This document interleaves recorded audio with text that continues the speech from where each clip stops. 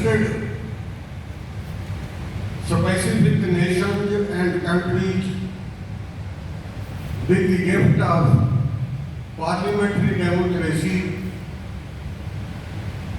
It was United States of America that was vested with the blessings of parliamentary democracy by God, then followed by United Kingdom, and in 1947, after attaining the independence, the India held its first parliamentary election in 1952 after the Constitution of India was enforced in the country.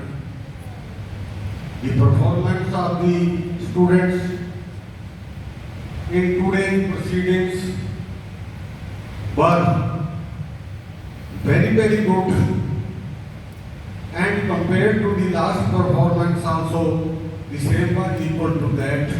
In my view, the discipline that is maintained in these proceedings is not being maintained in the actual proceedings in the Lok Sabha or the Rajya Sabha. If this discipline is maintained, then I think that country shall progress day and night, but that discipline is missing.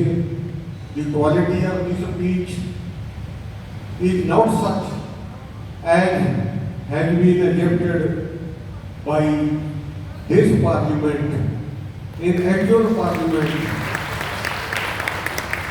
there is tendency to blame individual members, and there is always a exchange of the words between the members of treasury benches as well as the opposition benches, and even intricacy between the treasury benches and opposition benches. So this continues to harm the interest of the nation.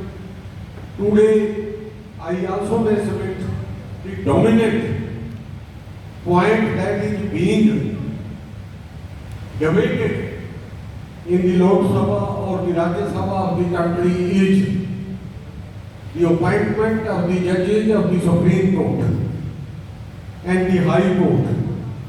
After the episode of Jaswant Verma, a judge of the Delhi High Court, this controversy has arisen, and the dominant that topic that is roaming among members of the Rajya Sabha and Lok Sabha is about the procedure to be adopted for the appointment of the judges. The government, in the earlier session of the parliament, some years back, the parliament had adopted almost a unanimous regulation that the appointment should be by the Judicial Commission and not by the Collegium of Supreme Court. But Supreme Court, on its judicial side, held that the regulation of the parliament is unconstitutional and set it aside on the various grounds. Now again, a question has arisen that the rejection of the regulation of the parliament in this way and manner is a challenge to the parliamentary democracy. And now again, it is being unanimously held by the members of the Rajya Sabha and the Lok Sabha that the collegium system has failed.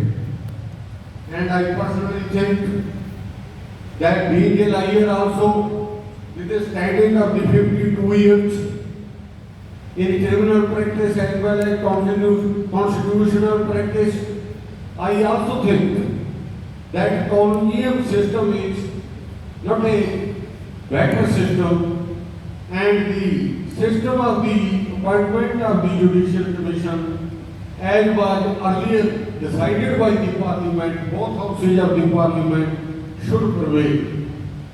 And I may say that if the members of the parliament, members of the legislative assemblies, ministers, and even prime minister can be prosecuted as per law of the country via an injunction for the judges.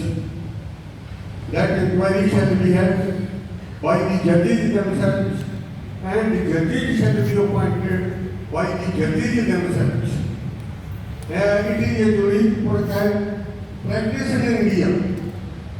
I can say that only in India judges appoint judges, not by anybody.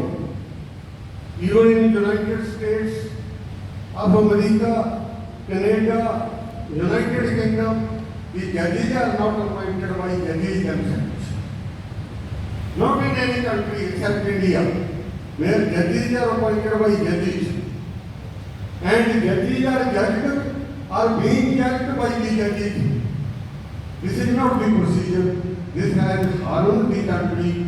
So I think that the view of the present government of India that there should be a national judicial authority to appoint the judges of the Supreme Court as well as of the High Court is the best view that can prevail in a democracy. So these words have been supported to you by me so that the present view, that present controversy that is roaming about, and that is the present topic on the judicial side of the parliamentary side, that must be judged by the students also. And I think that as the speaker has performed her duties and deputy speaker has performed his duties, and it is not possible, though somewhat difficult, that the speaker can be the speaker of the parliament and deputy speaker can be the speaker of the Lok Sabha or the chairman of the Rajya Sabha if hard work is done, and it is sworn that they shall work hard to achieve this position. This can be achieved and not impossible. These words not taken much of the time. I am very thankful to the Honorable Vice Chancellor of the University to whom I have met in the office. He is clad in the Indian tradition. This is the biggest achievement. I have met a number of the Vice Chancellors. They are being clad in the Western dress like me, though it is simple dress that is in which I am clad. But the Vice Chancellor who is traditionally in Indian dress and adopting the Indian culture and the Indian tradition, and it is very good. I thank all the students, all the members of the management who made this event, and all the participants. Very thank you. So thank you.